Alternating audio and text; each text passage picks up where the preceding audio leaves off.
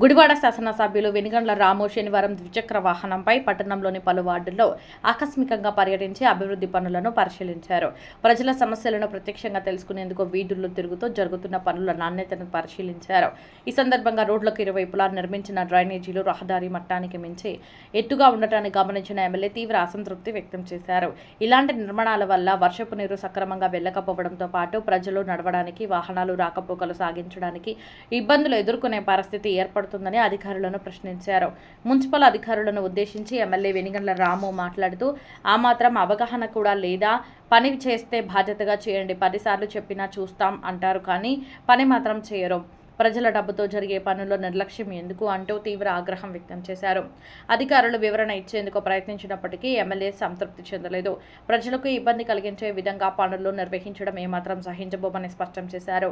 రోడ్ల కంటే ఎత్తుగా డ్రైనేజీలు నిర్మించడం వల్ల భవిష్యత్తులో వర్షపు నీరు నిలిచిపోయే ప్రమాదం ఉందని, దీనివల్ల రోడ్లు దెబ్బతినడంతో పాటు ప్రజలు ఇబ్బందులు పడాల్సి వస్తుందని ఆయన పేర్కొన్నారు. వెంటనే లోపాలను సరిదిద్ది నాణ్యతా ప్రమాణాలకు అనుగుణంగా పనులు పూర్తి చేయాలని అధికారులను ఆదేశించారు.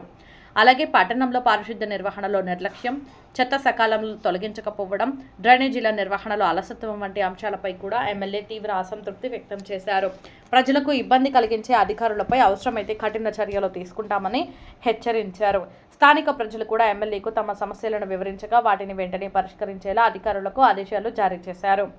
అభివృద్ధి పనుల్లో నాణ్యతతో పాటు ప్రజల సౌకర్యాలే ప్రభుత్వ ప్రధాన లక్ష్యమని, నిర్లక్ష్యానికి ఎలాంటి అవకాశం ఉండదని ఎమ్మెల్యే వెనిగండ్ల రాము స్పష్టం చేశారు.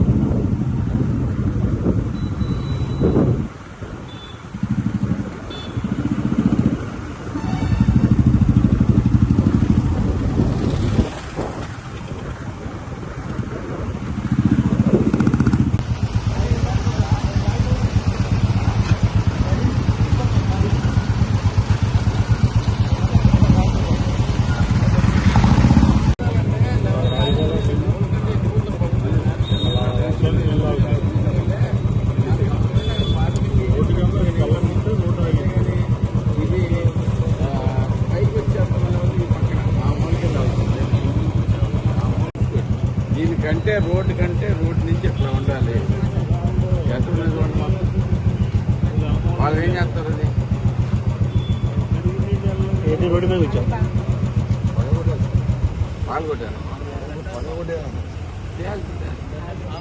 నాకు అనవసరం లేదు. డ్రైనేజీలోకి ట్యాంపర్ ఉంటుంది.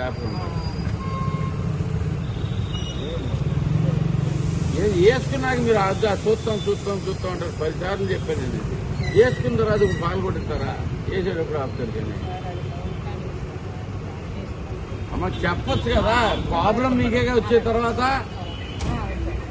నాకు సంబంధం లేని కూర్చున్నట్ట టౌన్ ప్లాన్ కానీ తీసుకొచ్చి చూపించేటట్టు అవుతుందని.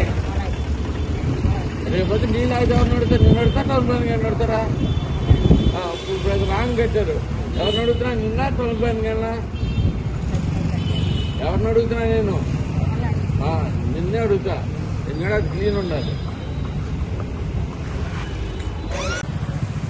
మీకు కంప్లైంట్ పెట్టి తప్పు కట్టారో చేయలేదని చెప్పండి. ఏమన్నా ఇట్లా